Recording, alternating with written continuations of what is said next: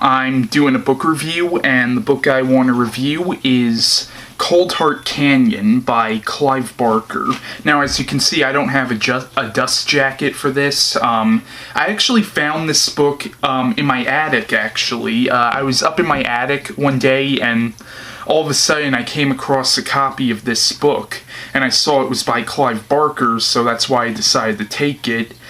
Because I am a fan of Clive Barker's, and apparently my mother was reading it like a few years ago, and that's how it ended up in my attic. But basically, the Coldheart Canyon was published in 2001, and it's basically a ghost story, but it's a very, very interesting take on the ghost story genre.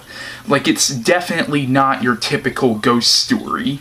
And there's not just ghosts in it, there's also demons in it, and these creatures, which I'll explain what these creatures are, but it's a very, very weird take on the ghost story genre. But Clive Barker, he's known for coming up with some really weird ideas.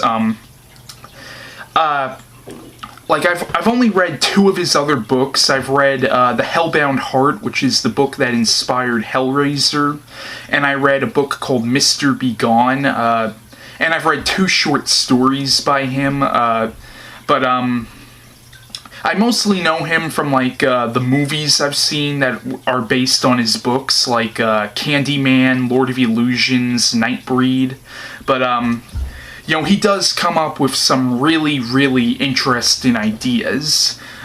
So, Coldheart Canyon is about a movie star named Todd Pickett. The whole book's set in Hollywood, and it's about a movie star named Todd Pickett, who is basically a washed-up movie star, but he's a fairly likable character at first, despite the fact that at first he does come off as being a little cocky. Like, you can definitely tell he's very full of himself, but he is a fairly likable character.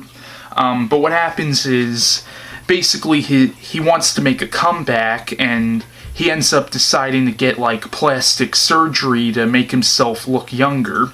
But basically, the plastic surgeon he hires, it turns out he sucks, basically, and something goes wrong, and, like, basically, Todd Pickett, he ends up getting, like, disfigured somehow, and, basically, his agent decides that until they can figure out what they're gonna do about this, he should, like, hide out somewhere, and he ends up hiding out at this, mansion at this place called Coldheart Canyon.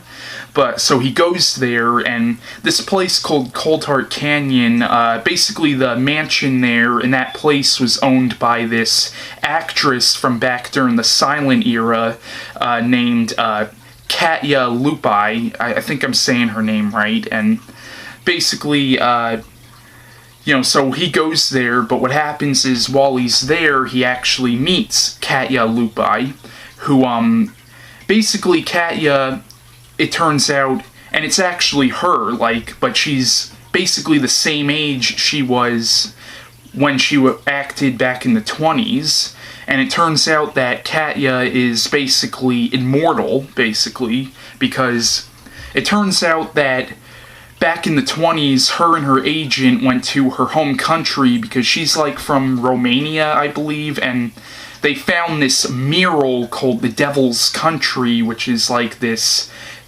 big, like, tile mural and stuff, and they managed to bring it to Hollywood, to that mansion, and basically it turns out that this mural, like, has powers, and essentially it's like the Fountain of Youth, almost. So it's this mural called the Devil's Country, which allowed Katya to live this long, and stay young this long.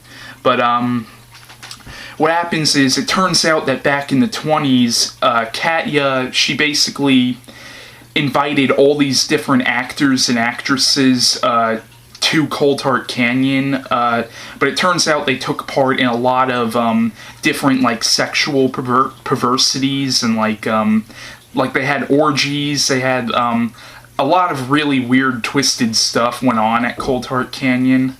But what happens is now the ghost of all these actors and actresses who used to go to Coldheart Canyon, it turns out they still go there. But this is a pretty good book, though. I definitely recommend it. And Katya, she's basically like the main villain of the book. Now, I will say one thing about the book is this book is extremely descriptive when it comes to some of its death scenes and some of the sexual scenes. Like, these are probably some of the most vivid descriptions of sex I've ever read about in a book. Like, also, there's one particular death scene in the book. I mean, there's a couple of death scenes, but there's this one particular death scene which I swear is probably one of the most gruesome death scenes I've ever read about in a book. And you'll probably know which one I'm talking about if you've read the book, but, I mean, there's a couple, but there's one in particular which really just made me cringe.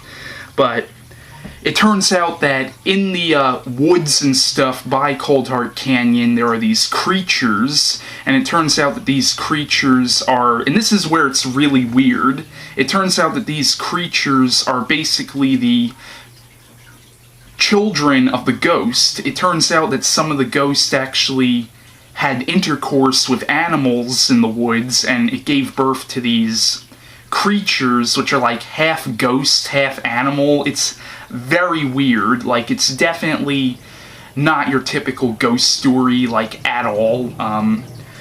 Also, one thing I thought was interesting is they do go into backstory about this mural called the Devil's Country, and basically the Devil's Country can actually, not just is it the Fountain of Youth, but it can also, like, open the doorway to another dimension. And this other dimension is ruled by a female demon who, as it turns out, is supposed to be the wife of the devil, basically. But it turns out that this, like, other dimension, it's like a place that neither God nor Satan can enter. Like, it's something that's completely owned by the devil's wife, it was a pretty interesting, when they talk about that. But yeah, it's a book I recommend, but it is a weird book, so it might not be for everybody, but, yeah, that's my review on Coldheart Canyon by Clive Barker. I recommend it, but keep in mind, it is a weird book, though, so that's it, and bye.